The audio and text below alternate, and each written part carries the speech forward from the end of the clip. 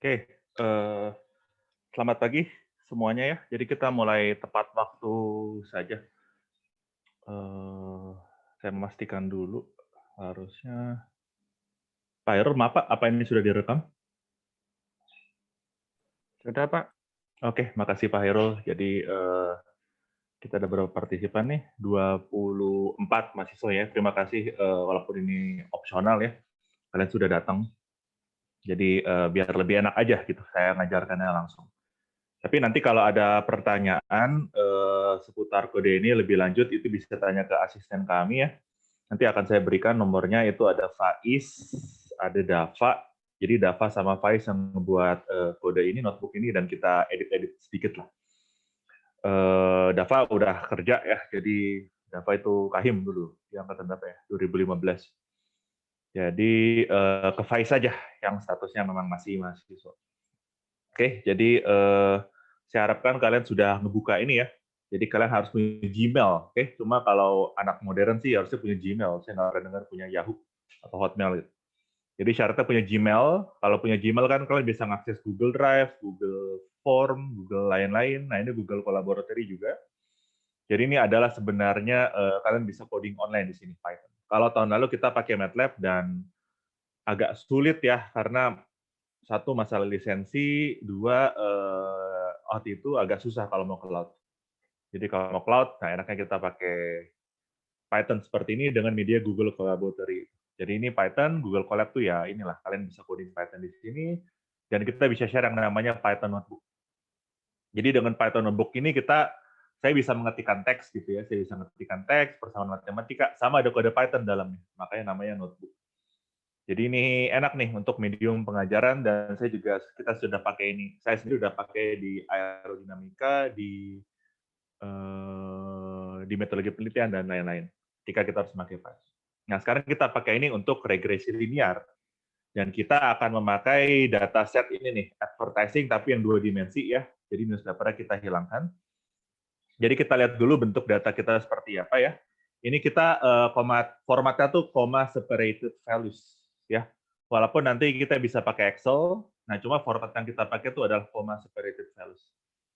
Jadi kalau kalian ingat ya, kita kan punya data ada di sini kita hilangin newspaper. Jadi X-nya tuh ada 2 variabel, Y-nya ada 1 variabel, dan kita simpan dalam bentuk comma separated values seperti ini.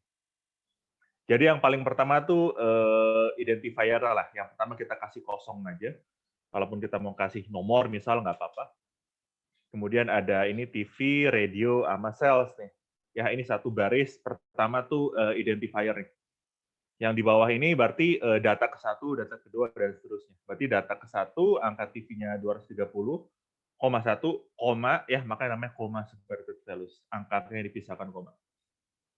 37,8 itu radionya, salesnya 22,1, ganti baris berarti ganti data.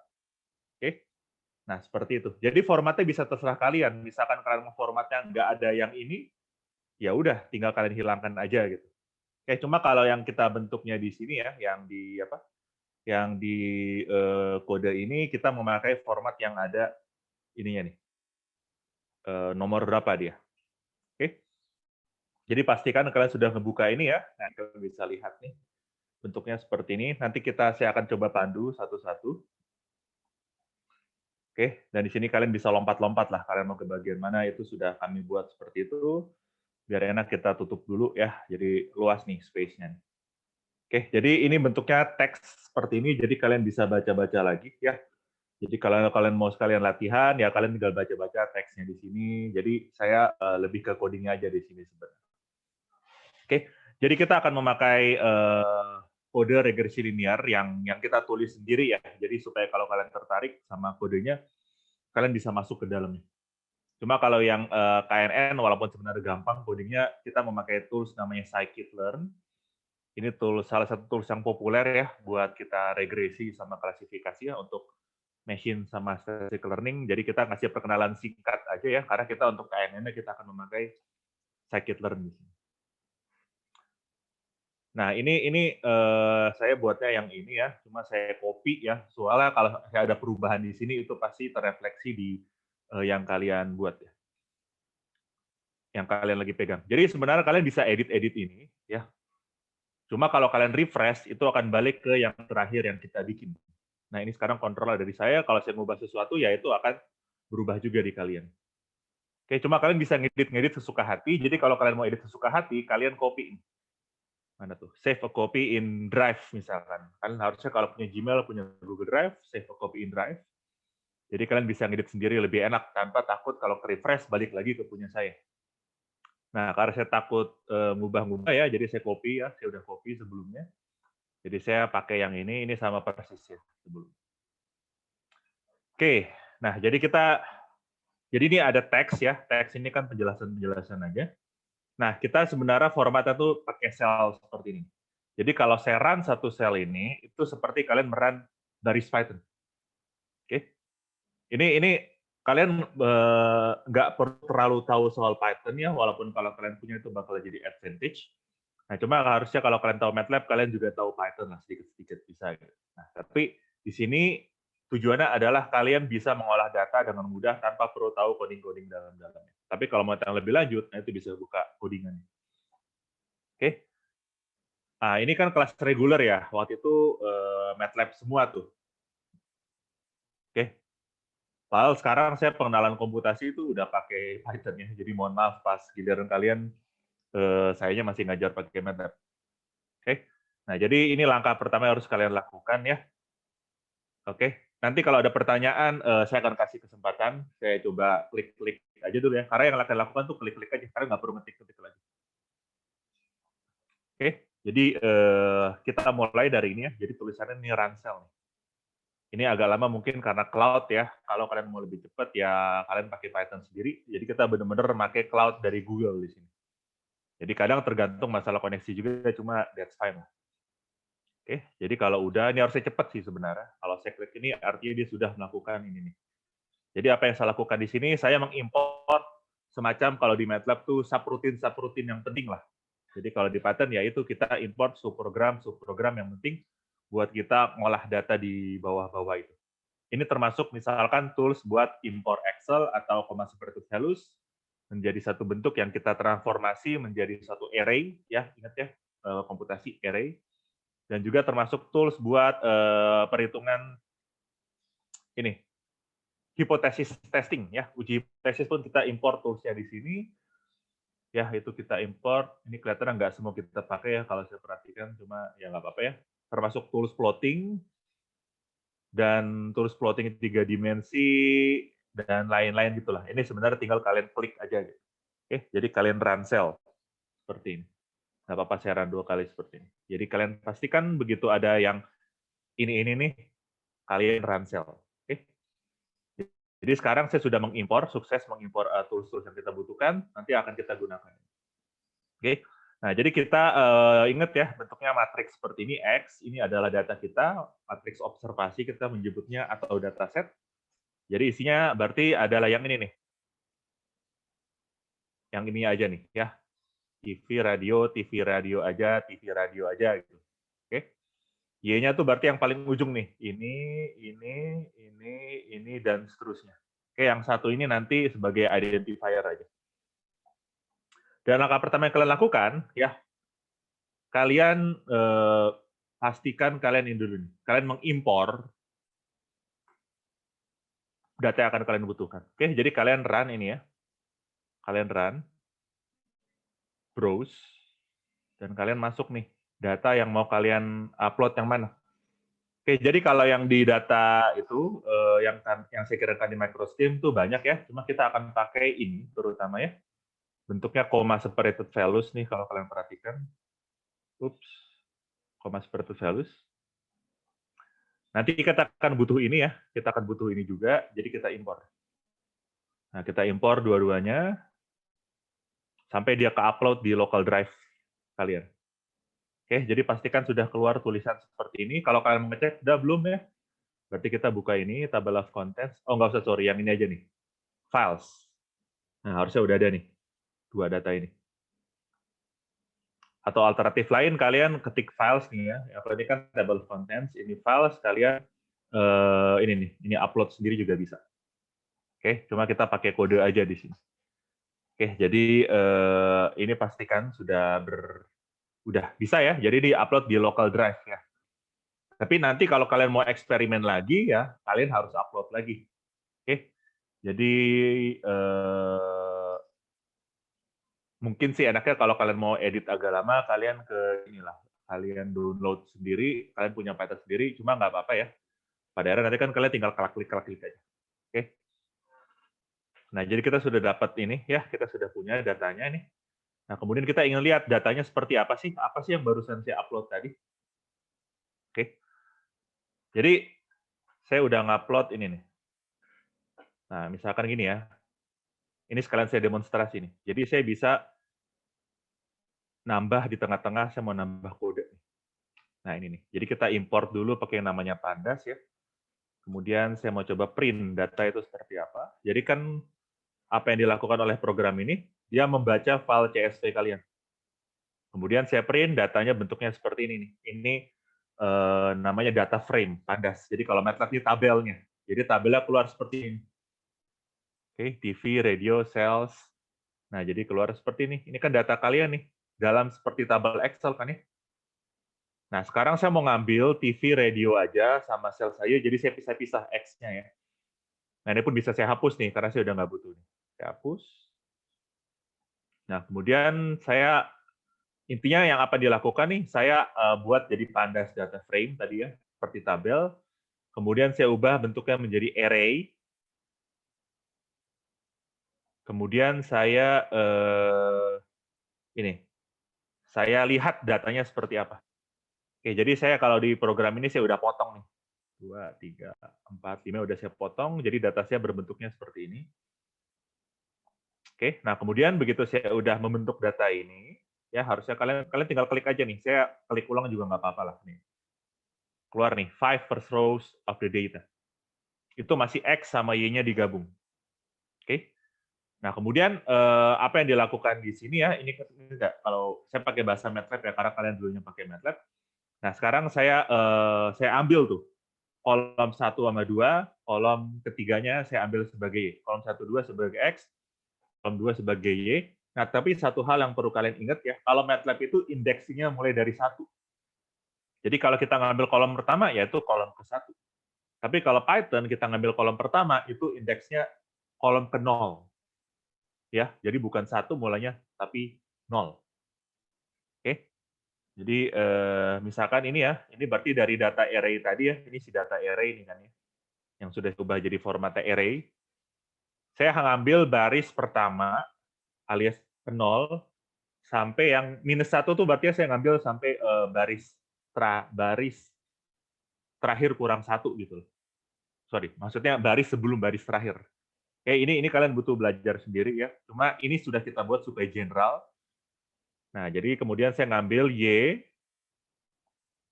adalah tekniknya sendiri supaya jadi istilahnya multidimensional array. Nah, sekarang kita pecah nih X sama Y. Nah, jadi keluar nih, ini X kita, ini Y kita. Ini hanya 5 baris pertama aja yang ditujukin, karena kalau enggak dia pasti banyak sekali yang ditujukan. Ya, ini nggak usah khawatir ya, ini nanti bisa diubah-ubah. Jadi sekarang saya print semuanya ya bentuknya seperti ini. Ups.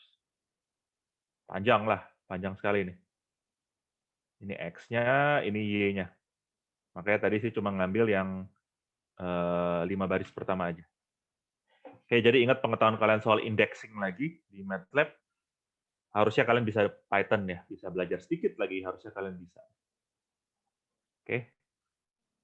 Misalkan biar agak rapi, ya saya bisa clear output, atau saya ulang lagi lah, biar dia keluarnya 5 baris pertama. Oke, jadi saya sudah punya X sama Y kalian. Oke, saya berhenti dulu sampai Pearson dulu, atau sampai inilah nih, sampai visualisasi. Nanti silakan kalau ada pertanyaan. Cuma tentunya waktu kita terbatas, jadi saya hanya bisa melayani beberapa pertanyaan. Tapi kalau detail nanti silakan tanya Faiz. Oke, kita udah punya nih X sama Y nih. Saya enakan ya. Nah, cuma sebelum kita lebih lanjut ke regresi linear, nah kita bisa mainin dulu nih Pearson correlation coefficient ya. Nah, jadi di sini kita pakai Pearson correlation coefficient karena kan kita yang melihat misalkan ada nggak tuh korelasi antara X1 sama X2. seperti kemarin kita kan ada tabel tuh. Nah, kita lihat tuh correlation matrix-nya seperti apa. Oke, ini ada dua cara ya. Sama aja sebenarnya output-nya. Ini kalau kita memanggil package statistics dari Python, sama yang ini kita coding sendiri lah. Mudah lah sebenarnya, nggak sulit. Jadi sama aja nih, kalian ngeran ini sama ini juga nggak ada bedanya. Nah, cuma satu hal yang kalian ingat tuh, begitu kalian ngeran satu sel ini, itu artinya seakan-akan kalian sudah, bukan seakan-akan, kalian sudah meran garis Python. Jadi akan muncul variabel X atau Y, misalkan seperti itu sudah akan muncul. Oke, ini kita ngebikin fungsi ya. Kalian ingat yang ngebikin fungsi, kalau di MATLAB itu kan berarti function, Y sama dengan nama fungsi inputnya apa. Nah, kalau Python dia pakai def. Jadi CorelMat itu nama fungsinya, inputnya adalah data kalian, jadi data ini masih yang itu, masih digabung X sama Y-nya tadi. Nah, kita ngeliat nih, yang mana aja that's fine, kalian bisa lihat detailnya seperti ini, perhitungannya dalam kode. Nah, kemudian udah nih, kita udah ngebikin fungsi namanya CorelMat, ya, udah dapat CorelMat, kita tinggal aplikasikan ke data kita nih. Data array itu apa tadi? Kalau saya ke atas, itu dalam bentuk udah angkanya aja. Jadi tadi dari tabel tadi udah saya convert menjadi angka aja. Nah, sekarang saya bisa pakai ini. Data array, fungsinya namanya CorelMat, saya pakai ke data array saja, dan jadi keluar correlation matrix-nya seperti itu. Jadi itu maksudnya ini X1, ini X2, ini Y-nya. Berarti korelasi antara X1 sama Y segini, korelasi antara X1 sama X2-nya segini. Ya, kecil ya. X1 sama X2-nya segini. Ini kan simetrik ya. Kalau kemarin kan kita lihat dikosongin aja. Tapi ini kan simetrik. Ini X1, X2, ini X2, X1, ya simetrik.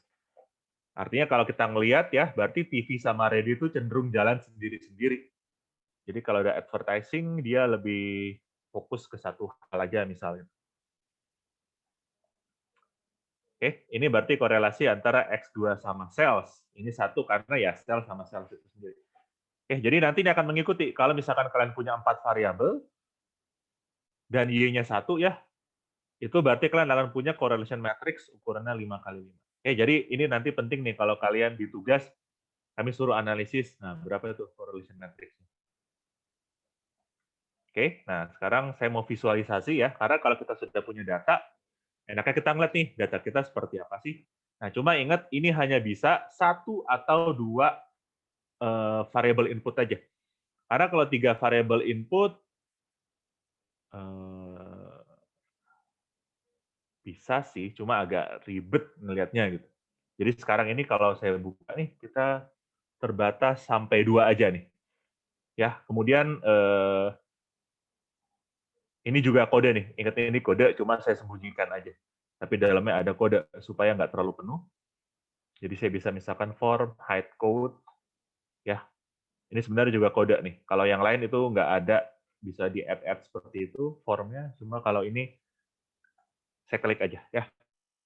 Saya sengaja sembunyikan kodenya supaya enak. Jadi sebenarnya apa sih yang saya lakukan di sini? Ini untuk membuat subroutine-nya atau subprogram untuk membuat plot-nya. Nah, kemudian kita bisa nih, kalau udah, tambah fungsinya data scatter plot ya. Data scatter plot. Nah, kalau udah tinggal kalian visualisasikan dan akan keluar seperti ini. Jadi inilah data advertising 2 dimensi. Oke. Nah, inilah data kita nih. X1, X2, ini Y-nya seperti ini. Nah, nanti sebelum sesi pertanyaan, kalau ada ya, nanti kalau misalkan kalian ganti dataset ya, misalkan saya mau data income nih, kalau kita ngeliat tadi kan ada data income, ada data advertising 3D, kalian harus ganti dulu ini nih. Ini ganti dengan nama file CSV yang kalian mau analisis. Kalau tadi misalkan namanya advertising 3D, ya udah ganti nih. Kemudian saya punya data namanya income, ada kok di itu ya. Income, ya udah kalian ganti seperti itu. Oke, tapi sebelumnya ingat harus kalian upload dulu. Misalkan saya upload aja semuanya ya. Oh, nggak ada income, sorry. Tapi saya upload ini nanti. Kita akan butuh ini. yang solid terutama nih, yang kemarin kita bahas. Oke, ini peringatan aja. Oh ya, mungkin satu lagi pas kalian ngeran ini di awal-awal itu ada tulisan this notebook is not written by Google, bla bla bla, itu yesin aja. Oke. Oke, jadi sekarang tahapnya sampai seperti ini dulu, baru kita buat model regresinya. Ada pertanyaan?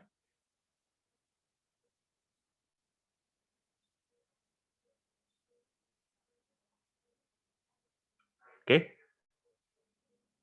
mungkin masih lancar semua ya, karena ini tinggal klik-klik aja. Kita nggak butuh coding. Kalau udah coding pasti nanya, Pak, ini kenapa, Pak, ini kenapa?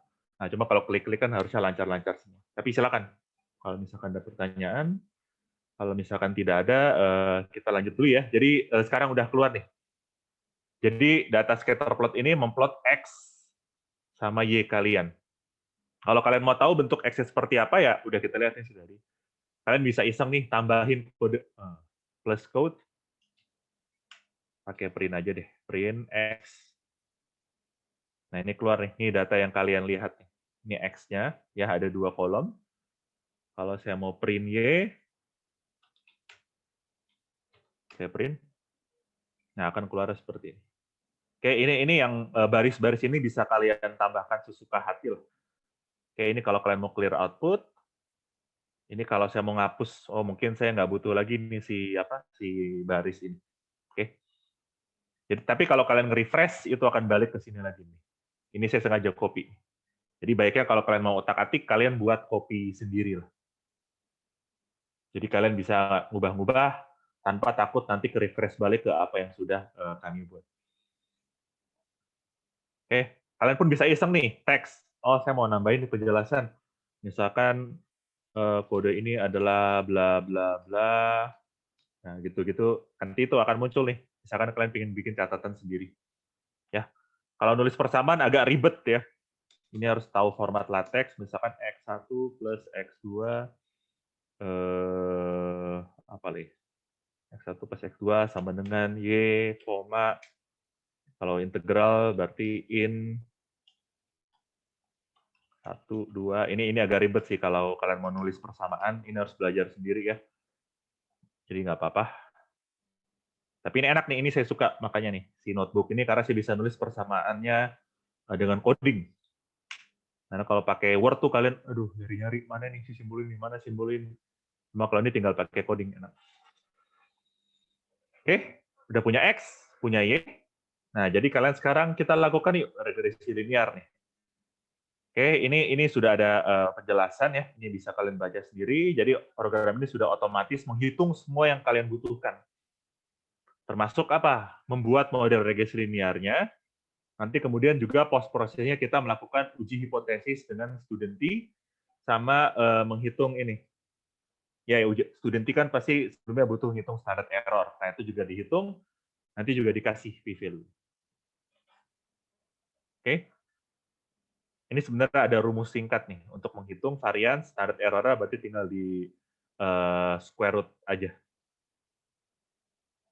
Oke, ini ada persamaannya sendiri, ini ada di bukunya Welpel. Jadi ada persamaan analitik untuk menghitung standard error.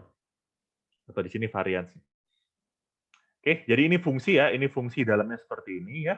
Tapi sebenarnya kita hanya nanti perlu memanggil fungsi linear regression x, y. Jadi nanti kalian memasukkan x, y di bawah nih, kalian lihat. Dan fungsi ini, fungsi Python-nya maksud saya, atau subprogram, apa yang akan dia keluarkan ya? Ini berarti adalah beta sama beta var. Apa itu beta var? Beta var itu adalah variansnya. Ya masih varians di sini ya, belum standar deviasi. Nah, jadi saya ngeranin dulu nih supaya saya bisa pakai si fungsi linear regression ini. Oke. Jadi fungsi linear regression ini inputnya apa? X sama Y kalian itu sudah dalam bentuk array. Outputnya adalah beta sama beta var. Nah, kalau udah, kita kan tadi sudah punya X sama Y-nya berapa nih? Kalau udah kita tinggal bikin nih. Beta, beta var, saya tinggal panggil nih. Ya, kemudian saya print si koefisiennya. Oke.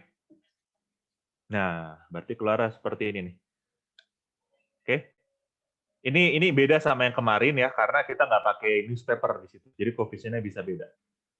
Jadi ini adalah intercept-nya atau kita beta 0, beta 1 berarti adalah untuk si variabel pertama kita tulisnya kan TV di situ. Yang variabel keduanya adalah radio. Jadi ini adalah intercept, ini slope variabel 1, ini slope variabel 2. Caranya gimana tadi ngebuatnya? Nah, pakai ini nih, di fungsi ini sebenarnya.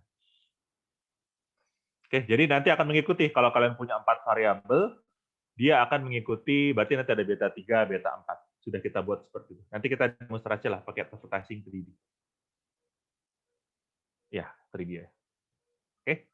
Jadi Anda sudah akan mendapatkan beta 0, beta 1, beta 2. Nah, langkah selanjutnya apa sih mau kalian lakukan begitu dapat koefisien? Pertama, kalian mau prediksi. Ya, jadi kalian bisa prediksi, oh kalau TV-nya segini, radionya segini, berapa sih sales-nya? Kemudian nanti kalian mau lakukan uji hipotesis terhadap si koefisien tersebut. Nah, itu akan kita lakukan. Nah, sekarang kita mau prediksi terlebih dahulu. Jadi kita run dulu fungsi ini. Real cell ini sudah saya buat ya. Jadi fungsi ini apa yang dia lakukan? Nah, dia mengambil X spread, yaitu lokasi di mana kita mau observasi, berapa angka Y-nya, di mana kita mau prediksi, sama betanya. Karena beta ini tadi menentukan model regresinya seperti apa. Oke, ini dalam-dalamnya lah, ini untuk perhitungannya. Dia akan mengembalikan Y topik di sini.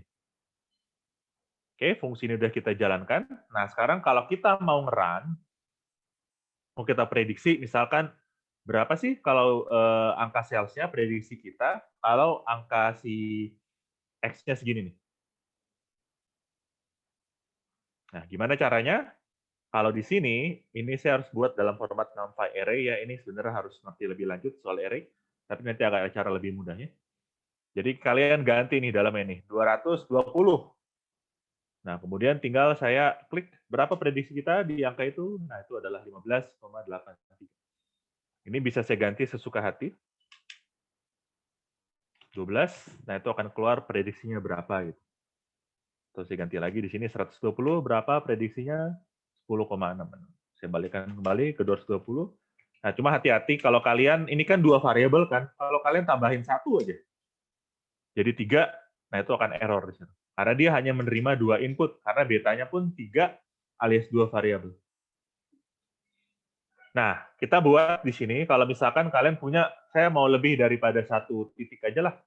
Saya mau 220, 150, 10, bla bla bla, yaitu tinggal kalian tambahkan koma-koma aja nih.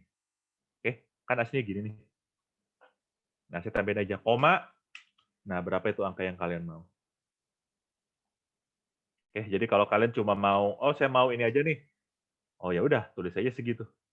Nanti keluar adalah 2 hasil. Nah, seperti ini. Saya mau lebih lengkap, ada 4 observasi seperti ini. Oke, cuma hati-hati ingat lagi kalau kalian salah ukuran aja, nah itu udah akan error dia. Nah, error di situ. Karena dia mengambil 2 input saja. Nah, tapi mungkin kalian mau cara yang lebih enak lah. Masih terus ngetik satu-satu. Nah, ada cara yang lain nih. Jadi kalian buat, makanya ini, saya ngebuat file CSV lain, isinya adalah tempat di mana kita melakukan prediksi. Oke. Nah, itu saya ngebuatnya seperti ini nih. Itu kalau di Excel tuh, sebenarnya di Excel tuh bisa simpen sebagai formatnya comma separated values. Jadi bisa aja kalian ngetik di Excel, kalian save sebagai bentuknya comma separated values. Oke, walaupun sebenarnya kalau kalian mau lebih lanjut, ini bisa juga ngebaca file Excel. Gantilah kalau nggak salah read spreadsheet atau apa gitu. Nah, jadi saya upload data ini ke drive saya. Jadi saya punya ini, oh ya udahlah, saya mau pakai ini aja ya. Kemudian saya prediksi. Nah, keluar data prediksi saya di titik-titik yang sudah saya definisikan di situ. Jadi misalkan saya mau nambah berapa gitu ya. 120. Ini bisa kalian edit di Excel ya, tapi kalau Notepad lebih cepat. 17 gitu misal. Ya udah saya mau ngapus dulu inilah, terus saya upload lagi.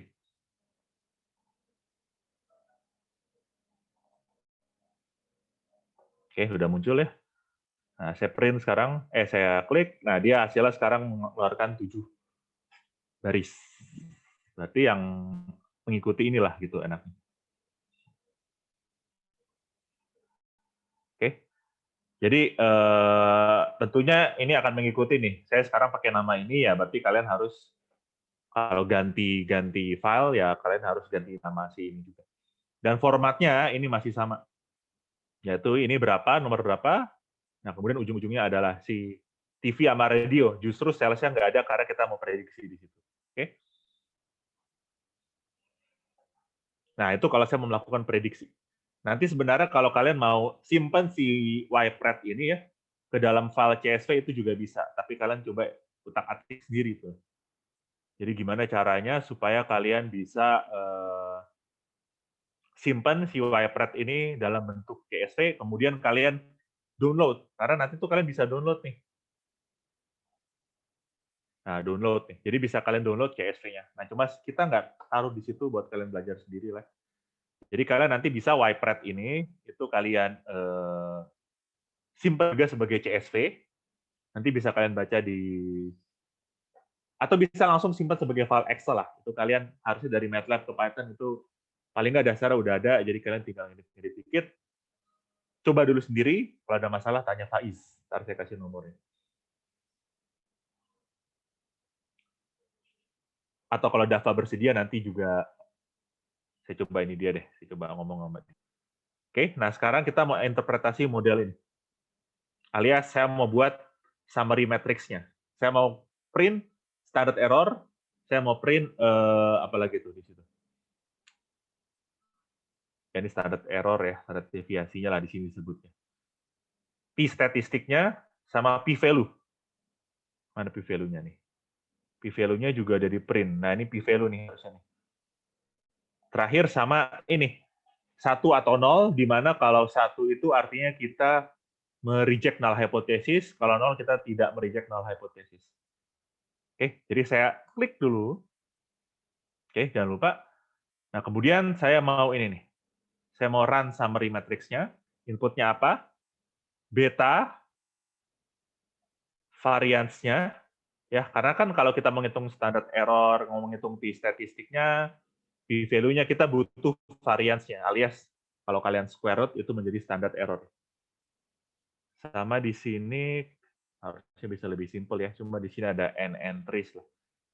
N entries itu berarti jumlah. Oh, kalian tetap butuh n entries di sini. N entries itu maksudnya berapa jumlah ini kalian? Jumlah data. Coba saya klik ya. N entries harusnya, sorry.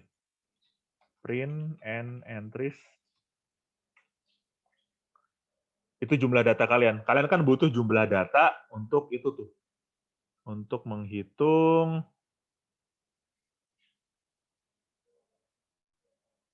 Butuh nggak sih kalian di sini n entries?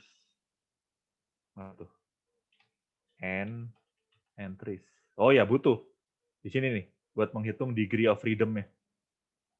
Oke, jadi itu menjadi satu input juga. Jadi betanya, koefisiennya, kemudian variance-nya itu tadi keluar dari linear regresi, sama jumlah inputnya berapa. Oke, jadi keluarannya seperti apa? Ini saya hapus dulu, biar enak.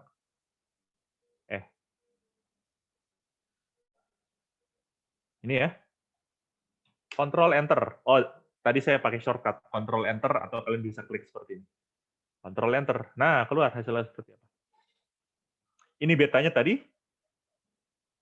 Berarti beta 0, beta 1, beta 2. Ini standar deviasinya, alias standar errornya ya, maksudnya di sini. Ini t-statistiknya. Ini p-value-nya. Oke, jadi apa yang dikatakan oleh ini semua?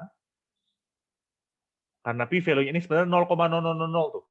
Cuma dibulatin aja jadi 0,0 aja gitu. Atau mungkin bisa diganti lah, enaknya gimana ya.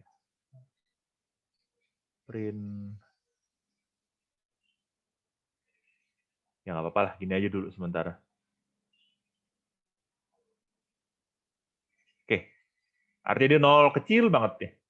Nah, kalau hipotesis tesnya ini artinya 1, artinya kita menolak null hipotesis. Artinya apa? Kemarin kalau kita bahas, artinya memang ada intercept itu nggak 0.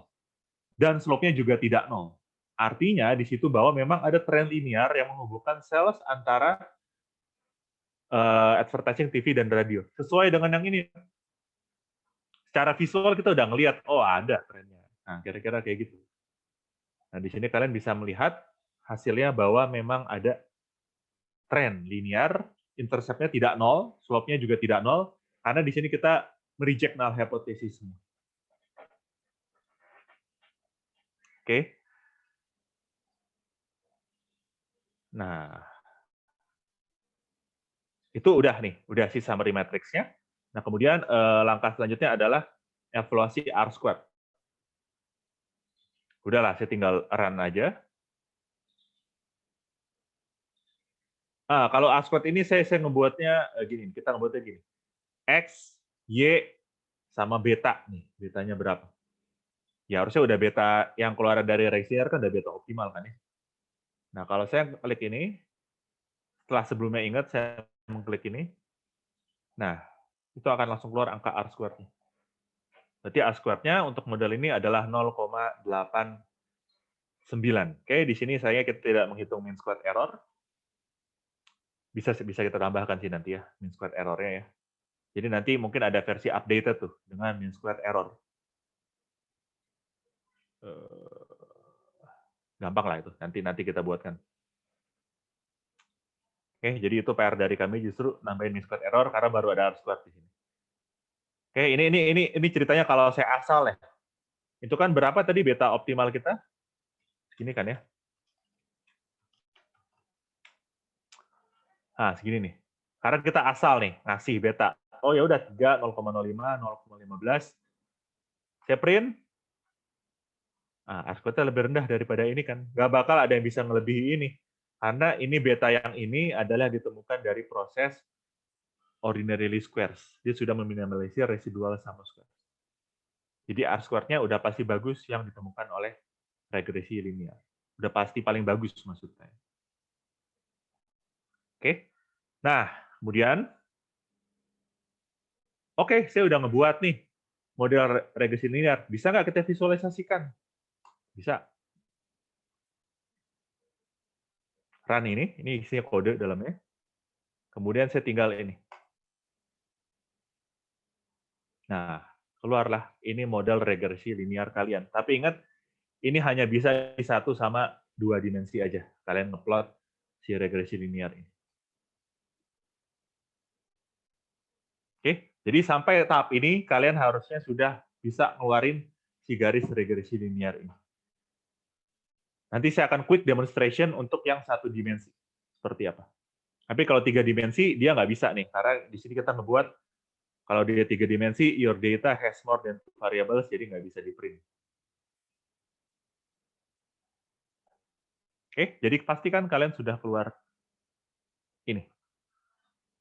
Oke.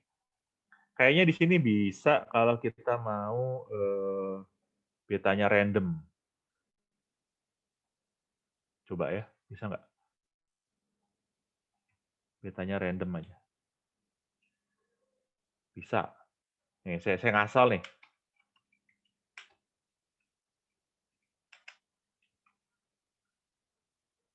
Ah, jadi jelek toh. Ini saya ngasal, ngasih betanya. Nah, betanya ngasal. Di sini saya ambil lah asal berapapun, nah hasilnya nggak bagus. Oke, karena saya ngasal. Jadi yang benar adalah taruhlah si beta Anda di sini, ya itu sudah beta yang paling bagus. Oke. Memang sih tadi kalau saya perhatikan, kalau MATLAB itu cenderung lebih straightforward, kalian tinggal nulis angkanya. Nah, cuma kalau di sini kadang kalian harus nulis dalam bentuk NumPy array seperti ini. Ini pun harus ditranspose karena format kita seperti itu. Oke, kalau betanya seperti apa sih tadi? Ingat betanya kan seperti ini. Jadi dia adalah array ukurannya 3x1. Sementara kalau kita nulis ini, itu ukurannya 1x3. Nah, makanya saya transpose dulu seperti ini. Oke. Nah, coba kita kembalikan ini ke beta aja. Ups. Ya, terakhir kita k-nearest neighbor. Tapi sebelumnya, gimana?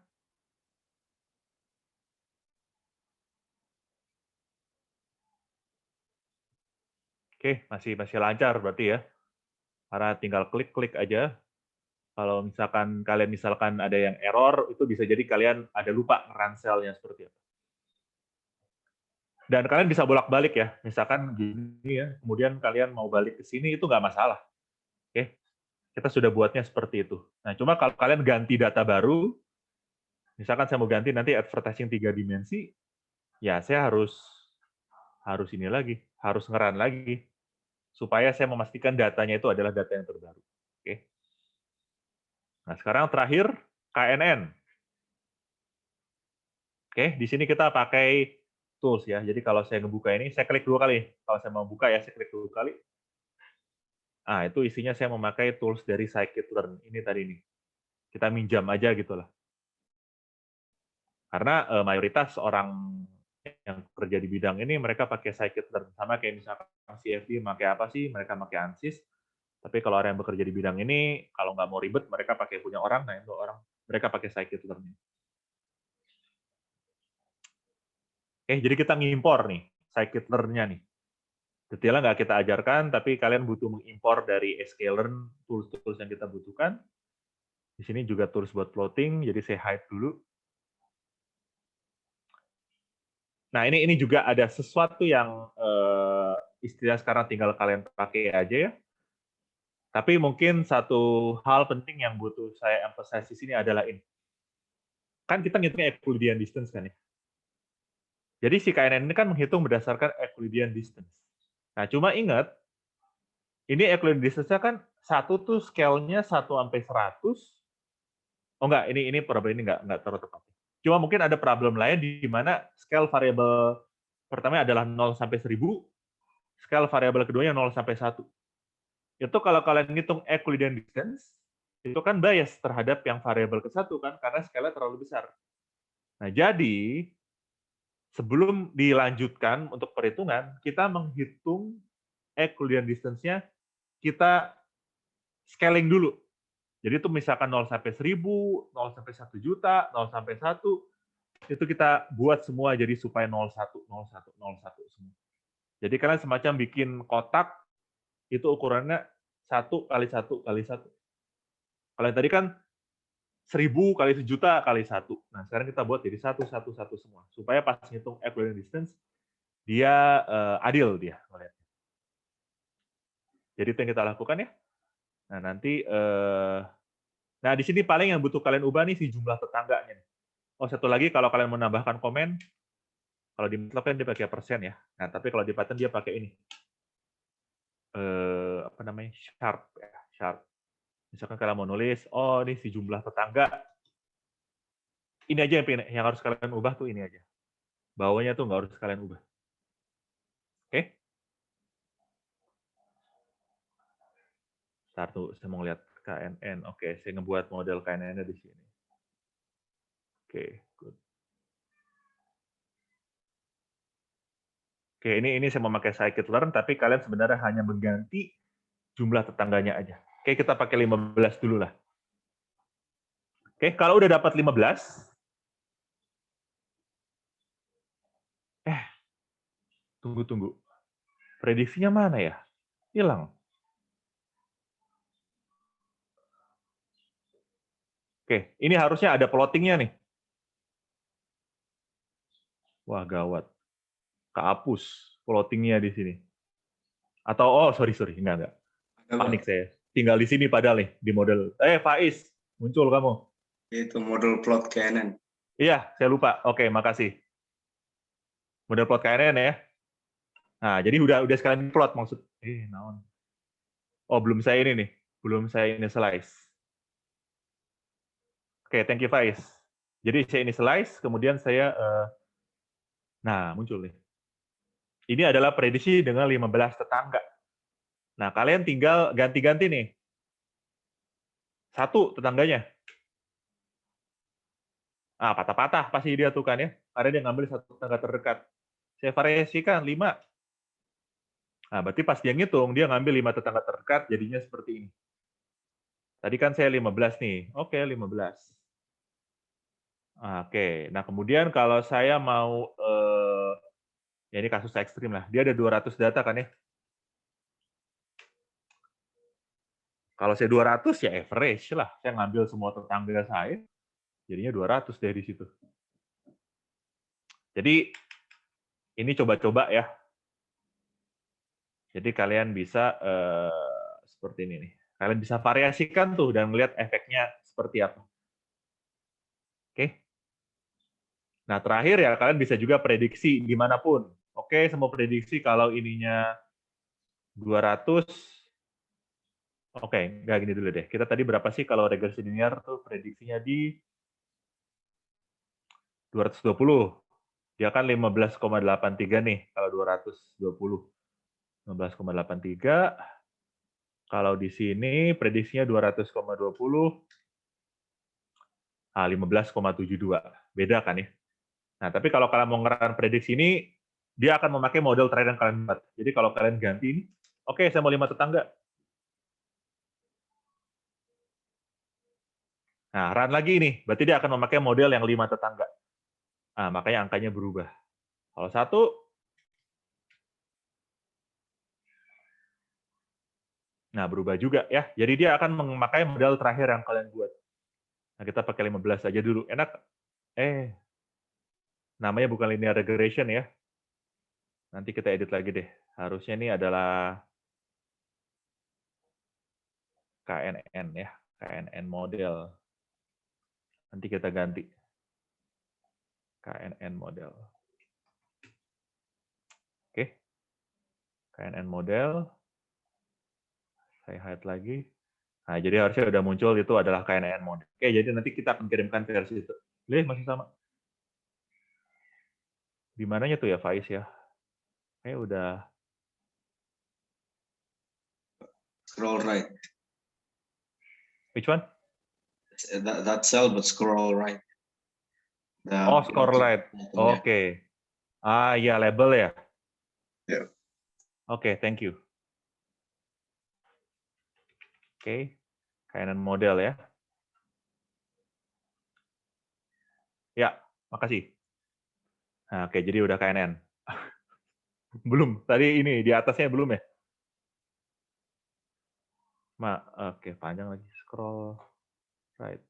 Harusnya di atas ini belum. Itu kan tadi yang buat variabel 3 dimensi ya, KNN model.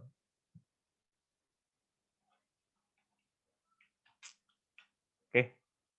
Kok NNN. Oke, nanti kita akan kirimkan yang terbaru. NNN model, hide code. Nah, harusnya udah bener nih. Nah, oke. Ya, seperti itu. Nah, terakhir kalian bisa pakai nih ya, tadi data yang sama nih.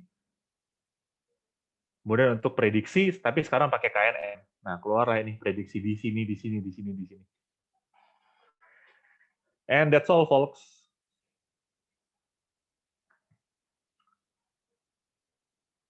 Oke, mungkin quick aja ya, quick ya. Sekarang saya mau ganti nih. Saya mau ganti sekarang pakai data yang solid reduction. Nah, sekarang gimana? Berarti kalian harus ganti semua. Udah saya upload tadi ya. Berarti sekarang saya ganti ini solid reduction CSV. Ingat nggak? Itu kan yang kemarin masalah satu dimensi aja. Oke?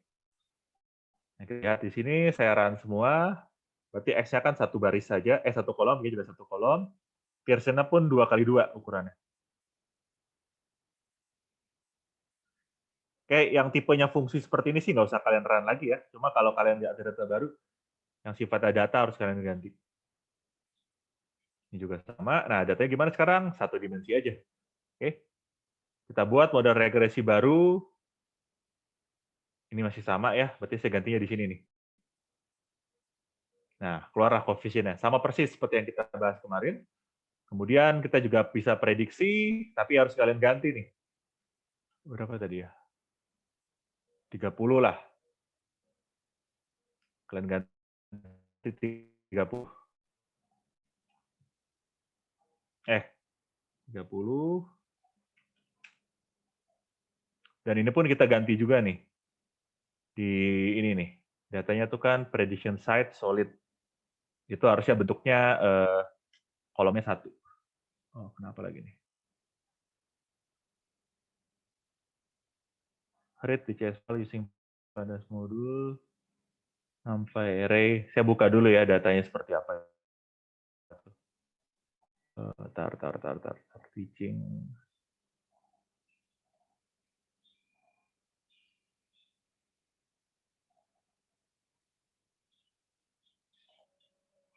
Oh, belum benar. Harusnya nggak gini formatnya. Oke, jadi nanti saya akan kirimkan data yang baru juga. Nah, cuma saya tulis aja dulu sekarang. Anggaplah saya asal nih. Berapa tadi ya? 5, 6, 8, 10, 15, 20, 40. Saya ngasal aja dulu. Saya tulis seperti ini ya. Saya balik lagi. Saya hapus. Iya, oke. Saya upload lagi. Harusnya udah bener nih.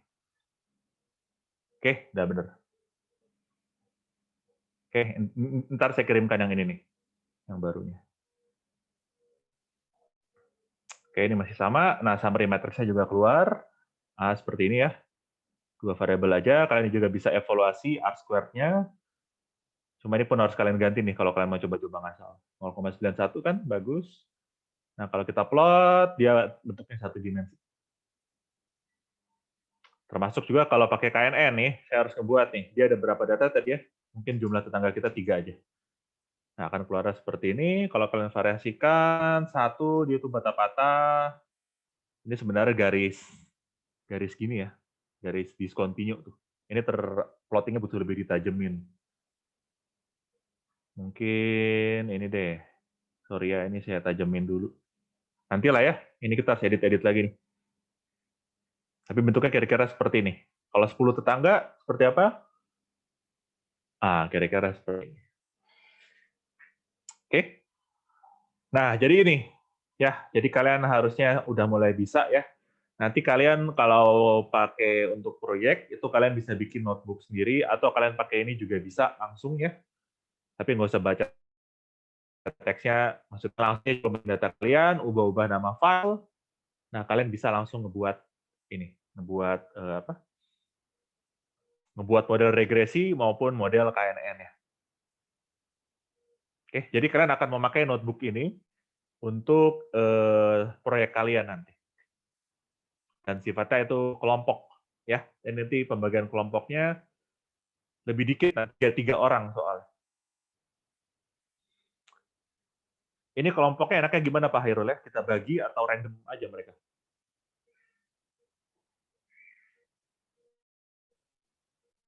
Oke, mungkin beliau sibuk, cuma Senin lah, Selasa kita bahas. Entah itu random, cuma sekarang lebih dikit kan, 3 orang. Oke. Nah, sebelum berakhir ya, jam 9, apakah ada pertanyaan sebelumnya? Nanti Faiz siap menjawab kalau ada pertanyaan.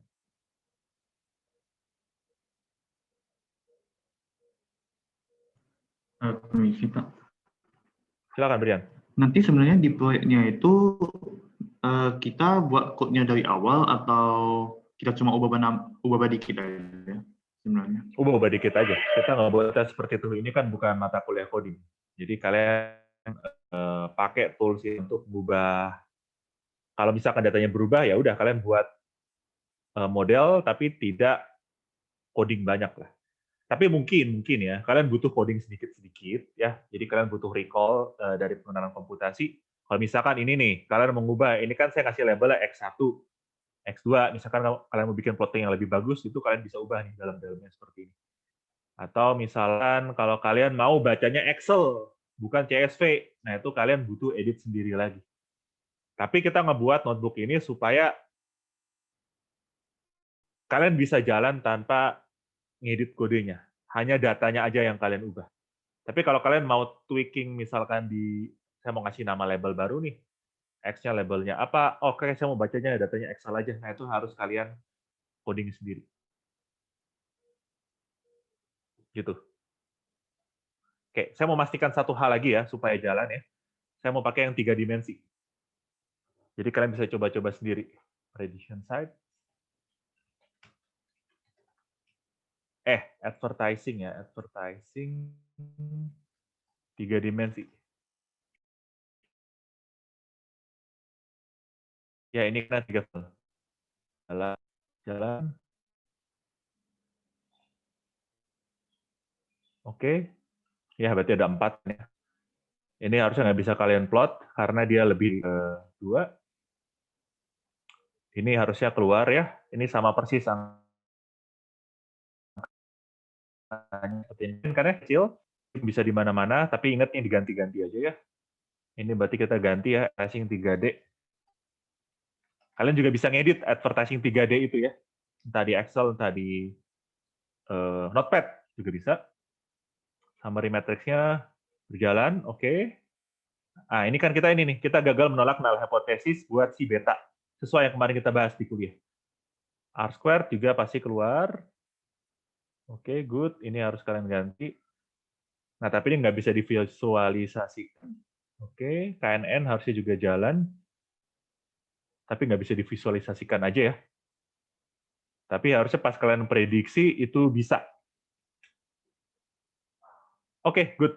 Bisa semua. Jadi kalian bisa pakai variabel yang lebih tinggi di sini.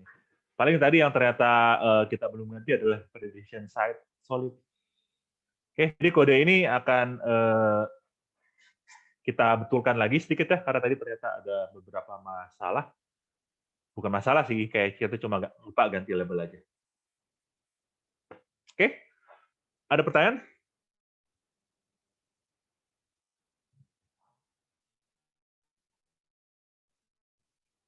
Oke, nggak ada ya. Jadi, sebenarnya ini kalau yang 3 variabel atau lebih kan nggak bisa. Sebenarnya ada cara untuk visualisasinya nggak? Soalnya kalau misal kayak kita di abstrakin gitu, mungkin kan lumayan susah walaupun sebenarnya adalah caranya. Soalnya kan hypersurface gitu lumayan susah kalau mau kita visualisasi secara. Oke, ya itu pertanyaan bagus. Nah, memang masalahnya itu ya. Tanpa teknik khusus, ya kalian nggak bisa melihat apa-apa yang terjadi di dimensi tinggi itu. Nah, cuma ya harusnya, makanya itu enaknya regresi linear. Jadi keluar koefisiennya, jadi kalian bisa membaca sebenarnya apa yang terjadi di data tersebut, mana variabel lebih dominan, mana yang enggak. Nah, kalau misalkan misalkan kamu nanya, ada nggak cara visualisasi ya? Mungkin yang paling simpel gini, kalian bikin slice-nya. Jadi X1, X2, X2, X3, X1, X3, dan seterusnya. Itu cara simpel, cuma jadi banyak plotnya seperti itu. Jadi kamu potong-potong slice-nya. Jadi misalkan X1, X2, X3, X4 ya, 4 variabel. Berarti kamu ngebuat slides untuk X1, X2, X1, X3, X1, X4, ada lagi slides buat X2, X3, dan seterusnya. Tapi tentunya ada juga metode yang lebih canggih yang memproyeksikan ke 2 dimensi. Misal itu ada, cuma itu out of scope, maksudnya bukan di mata kuliah ini. Kayak itu udah lebih masuk ke bidang tersendiri, yaitu data visualization. Gitu, Brian. Oke, saya ada kegiatan lagi jam 9, kalian juga ada kuliah kan ya. Oke, jadi selanjutnya silakan tanyakan Faiz ya. Jadi kalian silakan coba-coba sendiri di sini ya. Kalian bisa pakai yang lama sambil menunggu kami ngedit. Nanti jadi kalau ada proyek, nah kalian bisa langsung lancar memakai ini. Nah, minggu depan kita masuk yang klasifikasi. Oke, kita akan lakukan seperti ini juga, tapi untuk klasifikasi. Oke, sudah direkam juga ya. Jadi nanti akan di-upload Pak Hairul, jadi bisa kalian ulang-ulang kalau ada kebingungan di bagaimana. Dan jangan lupa kita ada Faiz di sini. Oke, sekian. Sudah hadir ya, banyak juga yang hadir. Jadi kita sampai ketemu di minggu depan. Oke, sekian dan terima kasih.